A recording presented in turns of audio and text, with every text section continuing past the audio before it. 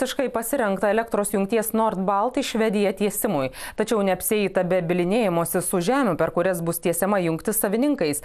Valstybės siūloma kompensacija patenkinti ne visi gyventojai. Elektros jungčiai Nord-Balt į Švediją duoti visi statybos leidimai. Baigtas teritorijų planavimas, parengti visi techniniai projektai. Didžioji dalis jungties bus tiesiama jūros dugnu. Dalis per pajūrį Klaipėdoje ir Kuršių Nerijoje. Nedidelis jungties ruožas eis per gyventojų žemę.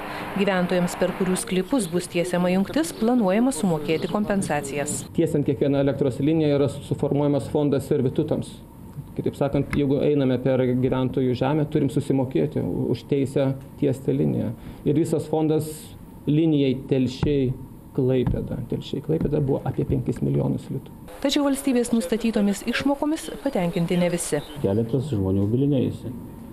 Galbūt pavyks kažkam įrodyti, kad jo žemės vertė yra didesnė arba kitokios vertės negu nustatyta vyriausybės nutarimu. Kompensacijos savininkams, per kurių žemę bus tiesiama jungtis, turėtų būti pradedamos mokėti birželį.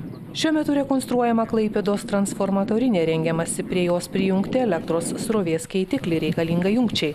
Dar šiais metais ketinama nutiesti laikiną kelią skirtą sunkiasvoriai technikai, kuri ties kabelį, o rudenį atlikti horizontaliojo gręžimo darbus Kuršių Nerijoje ir po Kuršių marių dugne.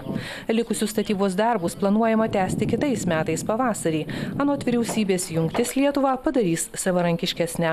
Mums yra svarbu nebūti pririštiem prie vieno ar dviejų šaltinių. Šiuo metu mes importuojame pagrindę iš Rusijos ir Estijos, kas nėra labai saugu. Nord-Balt bus trečia pagal ilgį pasaulyje jūrinė elektros jungtis.